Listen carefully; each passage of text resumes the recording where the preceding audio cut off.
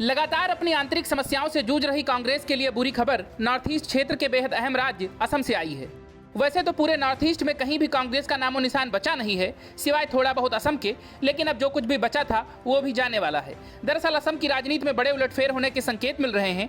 देश की तरह असम में भी रसातल में जा रही कांग्रेस के कई विधायक पाला बदलने वाले हैं। पहले असम भाजपा प्रमुख भावेश कलिता ने भी दावा किया था कि कुछ विपक्षी उम्मीदवार भाजपा में शामिल हो सकते हैं, और अब बदरुद्दीन अजमल के नेतृत्व वाले all India United democratic front AIUDF ने दावा किया है कि असम के कम से कम 6 कांग्रेस विधायक AIUDF में शामिल होंगे।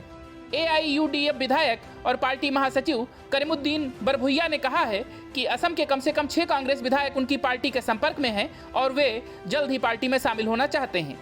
करीमुद्दीन बरभुइया ने कहा कि 6 महीना पहले मैंने कहा था कि कुछ कांग्रेस विधायक हमारे साथ मंच साझा करेंगे और हम साथ रहेंगे। अब 2-3 कांग्रेस विधायक हमारे साथ हैं। उन्होंने हमारी पार्टी सुप्रीमो बदरुद्दीन अजमल से भी मुलाकात की है। हम उपचुनाव नहीं चाहते हैं, इसलिए इंतजार कर रहे हैं कि कम से कम 6 कांग्रेस विधायक हमारे संपर्क में हों। साथ ही उन्होंने कांग्रेस के अन्य विधायकों से भी अपील की कि अगर कोई भाजपा में जाना चाहता है तो वो ऐसा ना करे। बरभुइया ने कहा कि भाजपा अगले 5 से 6 सालों में समाप्त होने जा रही है और उसका पतन बिहार से शुरू हो गया है। इसीलिए मैं अन्य कांग्रेस विधायकों से अनुरोध करता हूं कि उन्हें भाजपा में जाने की आवश्यकता नहीं है।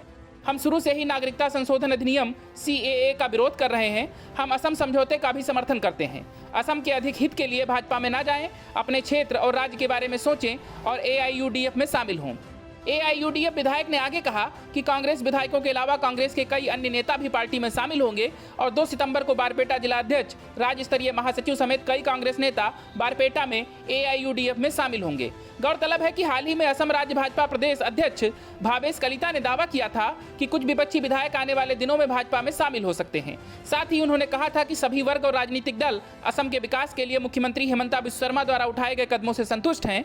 बता दें कि 2021 के असम विधानसभा चुनाव के बाद कुछ विपक्षी विधायक भाजपा में शामिल हो गए थे, जिनकी संख्या लगभग 3 थी।